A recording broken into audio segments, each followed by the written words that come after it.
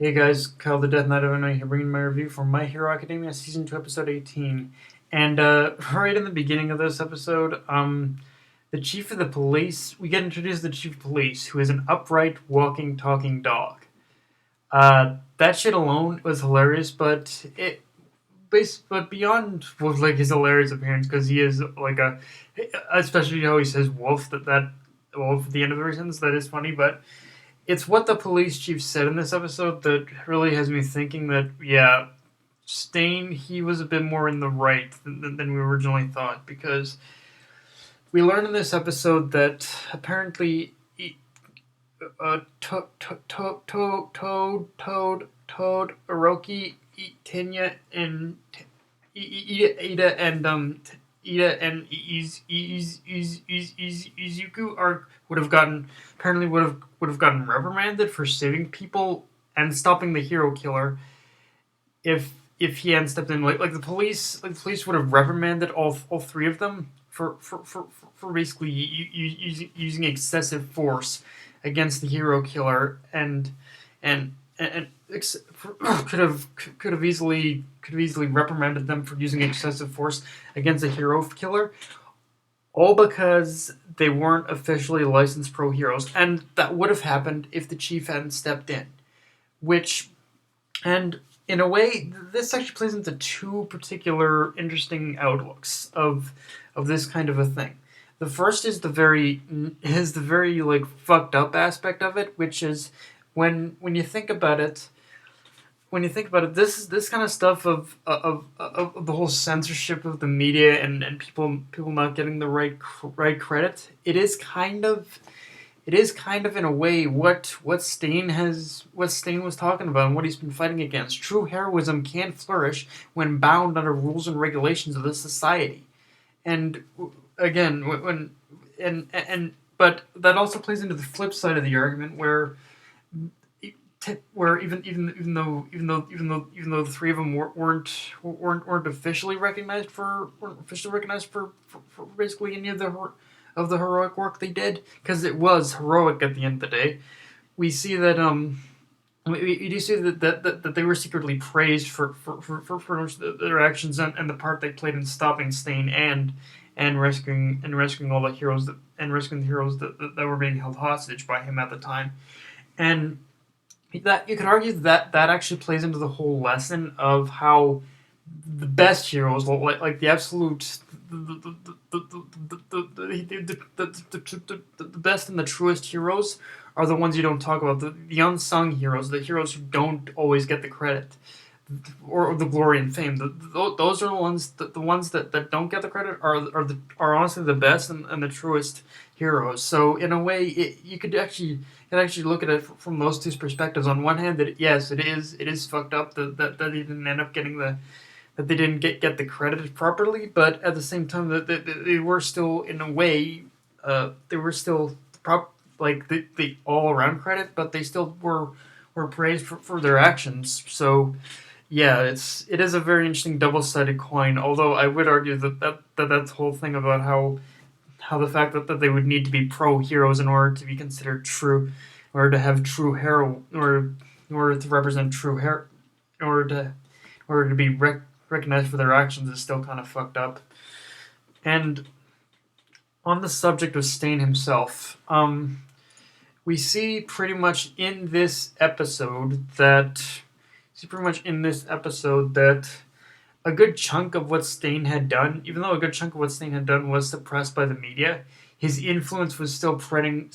Was his influence of what he stood for and what he was doing? It's still spread throughout the entire throughout all the villains around the city, and now they're popping up, and now all these villains are popping up out of the fucking woodwork, claiming to represent what Stain stood for, and at the core of it,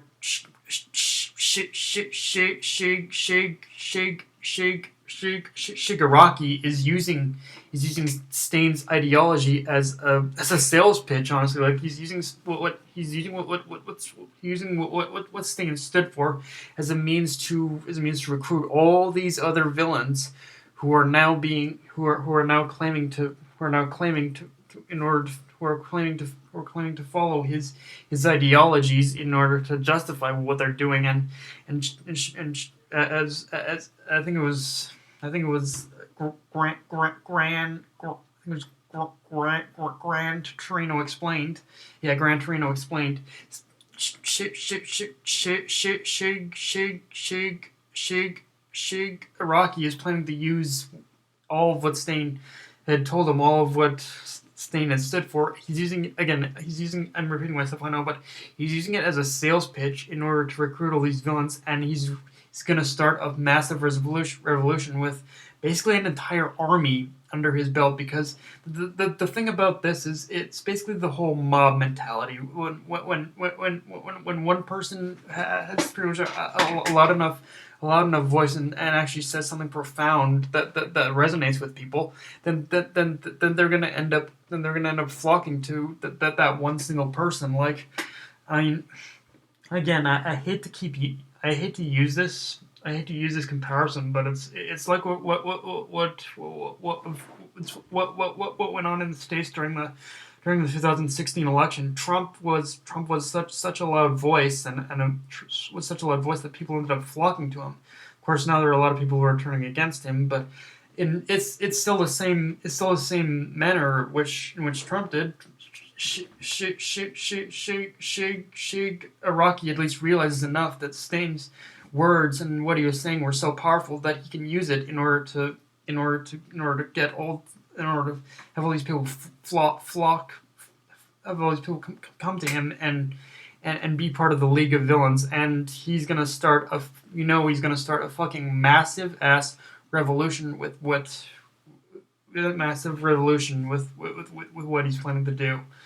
Now, of course, aside from that, we also learn the name of the man that All Might seems to be in constant fear of through what it seems the majority of season 2, which is he goes by the name One for All. Who, and honestly, I think One for All is more than like also more than likely his quirk name, and I think One for All is more than likely also the man who Shigaraki calls Master, and like honestly, this from what we've seen, this man is being built up majorly. So we know he's going to be a fucking boss, but yeah, it's when we do finally get him on screen, it's I think when we do I've read the manga, so I won't spoil anything, but let's just say when he does finally make his debut on screen in the anime, I think probably season 3 or 4 maybe, I don't know.